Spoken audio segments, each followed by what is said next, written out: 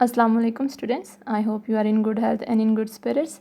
In this lecture, we are going to read second, third and fourth comprehension passage from English grammar and composition.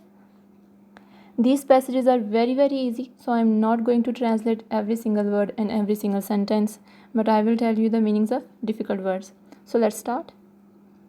On a hot summer day, a fox felt very thirsty. He went about in search of water, but could not find water. At last he reached a well. Well, कुआं. अब आपने note किया है कि fox के लिए ही का pronoun use किया गया है, तो आप भी यही यूज़ करेंगे. He peeped into it. Peeped, झांका. Unfortunately, he slipped and fell into the well. Slipped, फिसल गया. बदकिस्मती से वो फिसल गया और कुएं में गिर गया. A goat happened to pass by the well and looked into it. Pass by के पास से गुजरना. वो कुएं के पास से गुजरी एक बकरी एंड लुक्ड इनटू इट और इसमें देखा. What are you doing here uncle. आप देखें, डायरेक्टली नहीं कहा गया कि किसने ये क्वेश्चन पूछा है, लेकिन चूँकि पिछली लाइन में गोट के बारे में जिक्र हो रहा है तो उसी ने क्वेश्चन किया है. The cunning fox replied. Cunning मक्कार, रिप्लाइड जवाब दिया. अब इस लाइन से भी हमें पता चलता है कि गोट ने ही क्वेश्चन किया था. Dear niece, I am enjoying a swim down here. मैं यहाँ नीचे कुएं में स्विमिंग इंजॉय कर रही हूँ. It is very pleasant, come down and enjoy yourself too. Pleasant खुशगवार है कि यहाँ नीचे तैराकी स्विमिंग बहुत खुशगवार है, तुम भी नीचे आओ और इन्जॉय करो. The goat was also thirsty, she jumped into the well. This was our passage and the next are question answers. They are pretty simple, but so first three questions are very simple and straightforward. So I'll jump into the fourth question and fifth and sixth.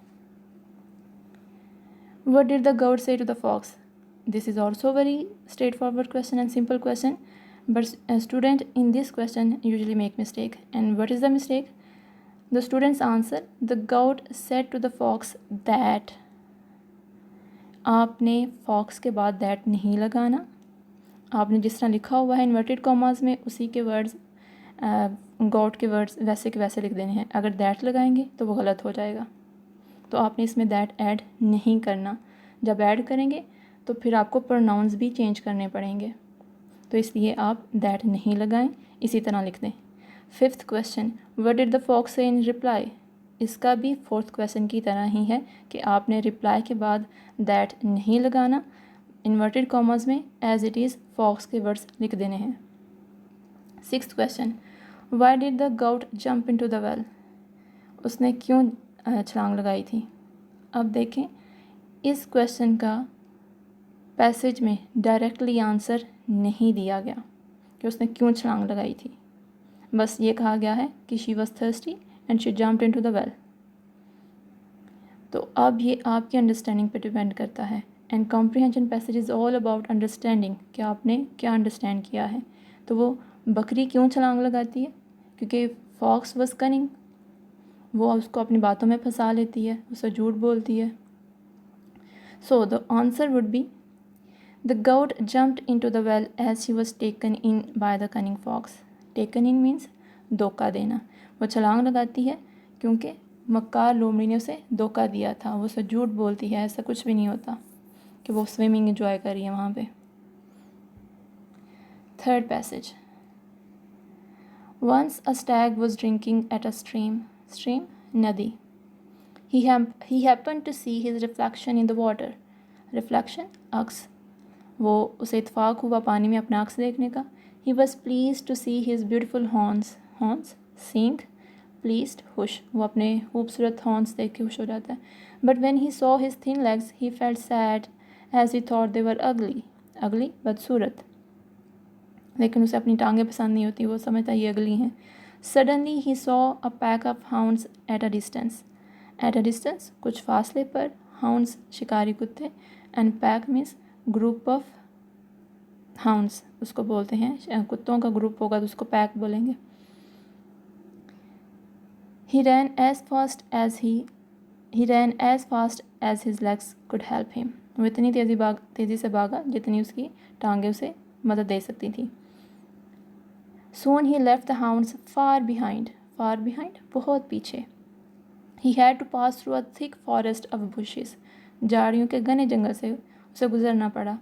His horns caught in a bush, उसके horns जो थे, क्योंकि वो बारहसिंगा है Stag, तो उसकी bushes में उसके फंस जाते हैं। He tried hard to pull his horns out of it but all in vain, वो निकालने की कोशिश की उसने अपने हॉर्न्स को बुशेस में से, बट ऑल इन वेन, लेकिन वो नाकाम हुआ, बेकार। By now the hounds had come up, उतने में ही जो शिकारी कुत्ते उस तक पहुंच गए। दे फेल अपॉन हिम, वो उस पर चपट पड़े, मीन्स के they attacked him and tore him into pieces, और उसे चीर फाड़ दिया। These are the question answers. They are more simpler than the previous one,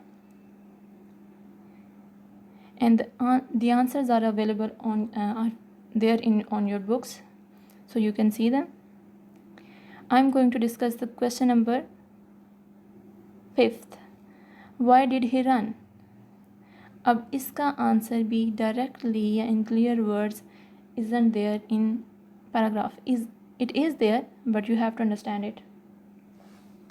तो अब पैराग्राफ में ये तो बयान किया गया है कि वो भागता है, लेकिन ये वर्ड्स आपको खुद से लिखने पड़ेंगे, आपको वर्डिंग चेंज करनी पड़ेगी। आप जैसे ये नहीं लिखेंगे कि he ran as fast as his legs could help him. वो क्यों भागा था? जाहिर है उसको डेंजर फील हुआ था हाउंड से, तो उनसे बचने के लिए ही रैन अवे। सो यहाँ पे आप लिखेंगे he ran for his life, वो अपनी ज़िंदगी बचाने के लिए भागा था। The rest of the questions are very simple and straightforward, so I am not going to discuss them. This one, 4th comprehension passage, and it is important than the others as compared to the others comprehension passages we have read. So let's read. King Robert Bruce ruled over Scotland. Ruled over, हुकूमत की। King Robert Bruce Scotland पर हुकूमत करता था। He had been defeated many times, defeated हार जाना, many times by the English. He had been defeated many times by the English. English means the people of England. England की army. He ran for his life. He had been defeated many times by the English. English army से या England से वो बहुत दफ़ा हार चुका था। He ran for his life, वो अपनी जान बचाने के लिए भागा। And hid himself in a cave, और एक गार में खुद को छुपा लिया। He had lost all hope to win. Lost hope means कि उम्मीद खो दी, मायूस हो गया, वो मायूस हो गया कि वो नहीं जीतेगा। As he laid there thinking if he should give up his struggle और नॉट, जैसे ही वो वहाँ यानी गार में लेटा सोच रहा था कि क्या उसे अपनी स्ट्रगल जो है वो छोड़ देनी चाहिए या नहीं। गिव अप तरक कर देना, छोड़ देना। He saw a spider trying to reach its cobweb in the ceiling of the cave. Cobweb जो मकड़ी का जाला होता है, सीलिंग जो अंदरूनी छत होती है, कमरे की छत जो है। He saw spider trying to reach its cobweb in the ceiling of the cave, उसने गार की छत में एक मकड़े को अपने जाले तक पहुंचने की कोशिश करते हुए देखा। It fell down again and again, वो बार बार गिर जाता था। But did not give up it's effort, लेकिन उसने अपनी कोशिश तर्क ना की। At last the little creature, अब ये देखें लिटल क्रीचर छोटी महलूक, ये वर्ड किसके लिए इस्तेमाल किया गया है? स्पाइडर के लिए। आखिरकार उस छोटी महलूक ने आखिरकार वो छोटी महलूक पहुंच गई इट्स होम, अपने घर तक, इन इट्स 9th अटैम्प्ट, अपनी 9वीं कोशिश में। This gave courage to King Bruce, इस वाक़े ने किंग ब्रूस को हिम्मत दी। He made up his mind, फैसला कर लिया, इरादा कर लिया। टू फाइट, उसने लड़ने का इरादा कर लिया। And this time he won the battle, और इस दफ़ा वो जंग जीत गया।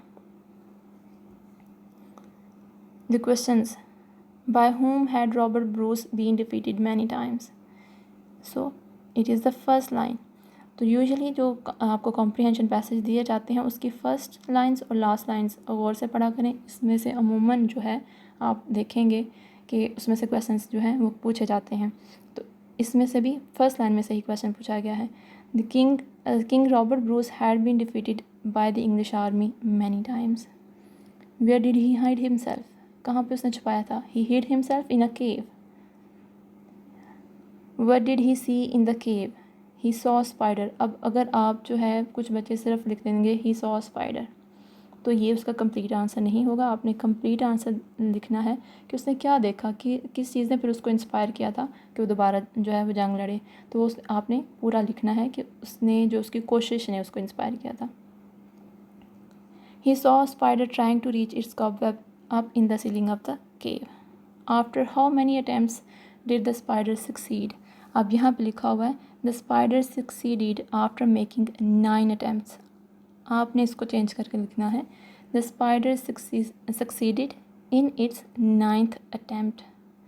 सक्सीडेड कामयाब हो जाना, कामयाब हो गई।